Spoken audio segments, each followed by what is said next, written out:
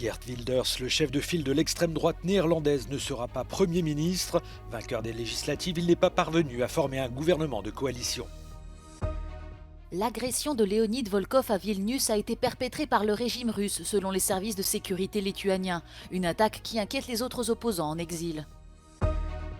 4 candidats sont en lice pour la présidentielle russe qui va se tenir du 15 au 17 mars. Vladimir Poutine devrait être réélu sans surprise. 6 personnes qui attendaient de l'aide humanitaire ont été tuées par l'armée israélienne à Gaza, une attaque qui survient peu après le bombardement d'un centre de l'UNRWA. Aux Pays-Bas, Geert Wilders jette l'éponge. Vainqueur des dernières élections législatives, le chef de file de l'extrême droite n'est pas parvenu à former un gouvernement de coalition. Ce renoncement pourrait désormais ouvrir la voie à la constitution d'un gouvernement d'experts dont la composition doit encore être négociée par 4 partis, dont celui de Geert Wilders. Les négociations politiques ont achoppé en raison du désengagement du parti centriste inquiet pour les finances publiques du pays et par les projets controversés du leader d'extrême droite. La violente agression dont a été victime Leonid Volkov, un proche collaborateur de l'ex-opposant russe Alexei Navalny à Vilnius, était une opération orchestrée et exécutée par la Russie. C'est ce qu'a déclaré le service de sécurité de l'État lituanien ce mercredi.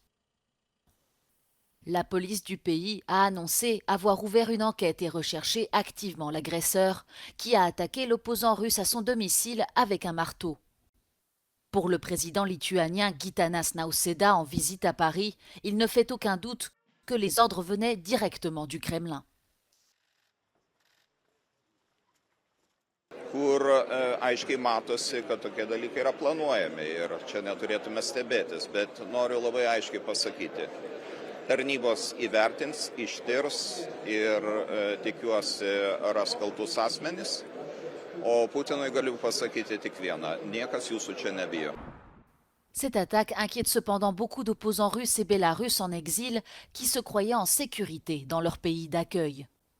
I'm one of the people who is like direct target of the regime, so of course I can't feel fully safe, no in Lithuania, no in other country. But you know, this feeling shouldn't stop you working. You know, because first of all you have to think about people who are in Belarusian prisons and who are hostages of the Belarusian regime inside the country. Sorti de l'hôpital, Leonid Volkov appelle lui aussi à continuer le combat. Dans les rues de Moscou, les affiches électorales se sont multipliées ces dernières semaines. L'élection présidentielle se tiendra du 15 au 17 mars dans tout le pays, mais également dans les territoires ukrainiens annexés par la Russie. Au total, plus de 112 millions d'électeurs sont appelés aux urnes. Et certains ne s'en cachent pas, ce week-end, ils iront voter pour Vladimir Poutine. За кого? Это мое личное дело. Нет, конечно же, за действующего президента. А почему?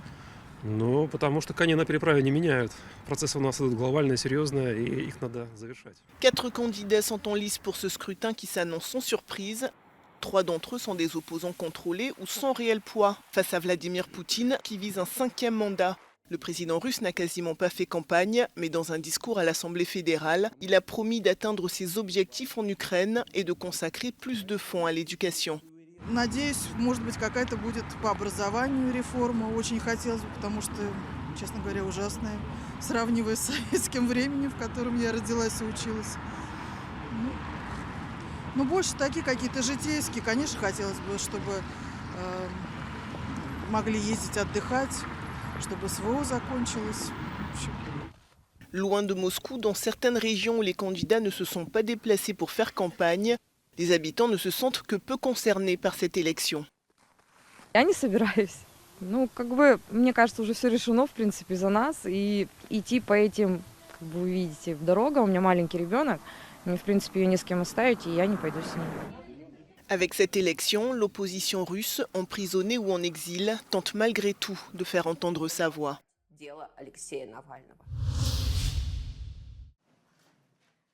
Un service militaire allongé de 4 à 11 mois et qui sera désormais, c'est une première, également obligatoire pour les femmes. Voilà les principales annonces de la première ministre danoise ce mercredi. Le pays compte jusqu'à 9000 soldats professionnels et 4700 conscrits qui suivent une formation de base. Og så foreslår vi en fuld ligestilling mellem kønnene. Vi bryster os jo gerne af, at vi har et ligestillet Danmark, men det er eksempelvis kun danske mænd, der har pligt til at møde på forsvarets dag. Kvinder har mulighed for at melde sig selv og efterfølgende blive værnepligtige, men også her er der forskel i vilkårene. Og hvorfor egentlig det? Vi er sådan set ikke i tvivl om, at øget ligestilling vil skabe et mere moderne og et mere mangfoldigt forsvar, som afspejler den tid, vi lever i. Le pays va également augmenter ses dépenses militaires de plus de 5 milliards d'euros sur 5 ans. L'argent servira aussi à soutenir l'Ukraine, à qui le Danemark va envoyer la totalité de ses stocks de munitions.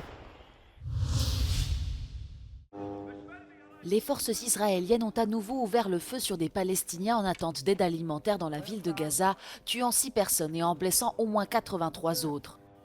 Cette attaque est survenue quelques heures après le bombardement d'un centre de distribution alimentaire des Nations Unies dans la ville de Rafah, qui a fait 5 morts, dont un membre de l'agence UNRWA.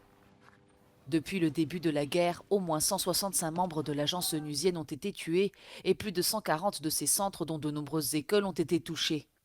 Philippe Lazzarini, directeur de l'organisation, déplore que cette nouvelle attaque a touché l'un des rares centres de distribution encore fonctionnels dans le territoire palestinien. De son côté, Tsahal a annoncé le transfert d'environ 1,4 million de civils palestiniens coincés à Rafah vers des îlots humanitaires au centre de l'enclave palestinienne avant de lancer son incursion terrestre dans la ville. Au moins 31 200 Palestiniens ont été tués et 73 024 blessés depuis le début de l'offensive de Tsahal à Gaza, selon le Hamas. L'administration Biden se prépare quant à elle à ce que la participation américaine dans le financement de l'UNRWA soit suspendue de façon permanente en raison de l'opposition du Congrès, selon l'agence de presse Reuters. Aux États-Unis, l'avenir de la plateforme TikTok est en jeu. Les députés de la Chambre des représentants ont voté à une large majorité une proposition de loi qui oblige le réseau social à couper ses liens avec sa maison mère, ByteDance, d'origine chinoise, dans un délai de 180 jours. Sinon, TikTok sera exclu des boutiques d'applications d'Apple et de Google. La proposition de loi doit encore être approuvée par le Sénat et son issue reste incertaine.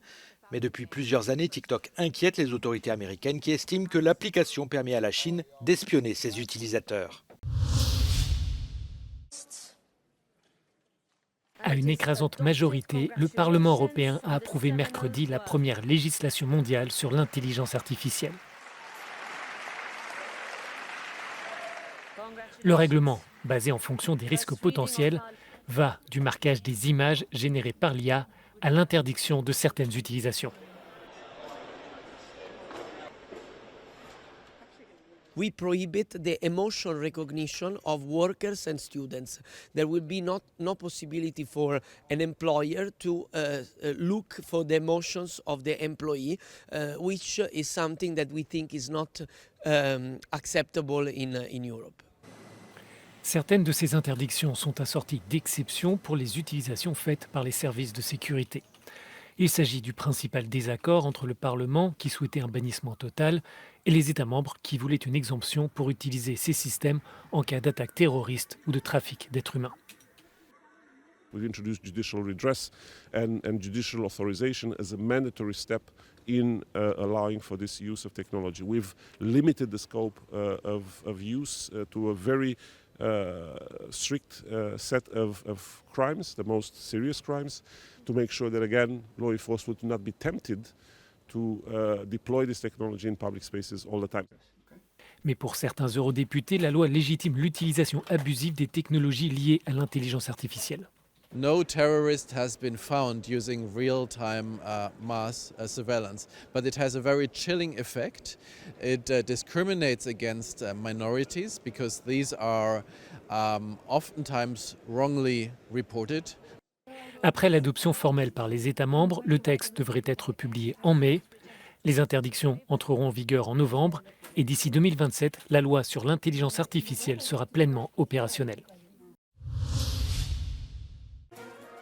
Chaque année, le Cartoon Movie réunit à Bordeaux tous les acteurs de l'animation européenne, producteurs, créateurs, acheteurs, distributeurs, artistes, diffuseurs, près d'1 millier de professionnels en provenance de 35 pays pour 3 jours intenses de rencontres et d'échanges sur les productions en cours ou à venir, cinéma et télévision, avec un mot d'ordre, l'union fait la force. International or European co-production is the interest of Cartoon Movie. This was one of the reasons why we started 26 years ago with this program, because it opens borders, it makes films more known. It is not only on national level but also on international level. Les journées sont organisées en séances de présentation artistique et financière des projets en cours de production.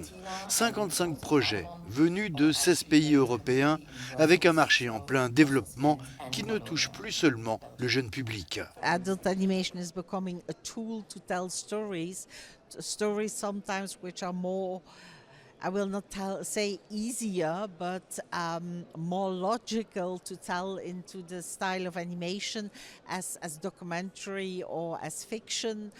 We see also, of course, some mixtures of styles with a hybrid, and it is really becoming a new genre. Cette année, c'est Pesta, une coproduction entre la Norvège, l'Allemagne et la France, qui a remporté le prestigieux prix Eurimage au développement de la coproduction remis chaque année au Cartoon Movie, avec une équipe essentiellement féminine. Une histoire d'amour tragique et improbable entre la noble et pieuse Astrid et le hors-la-loi et païen Aleïef. Depuis 1999, Cartoon Movie a permis à 467 films de trouver un financement pour un montant total de 3,06 milliards d'euros.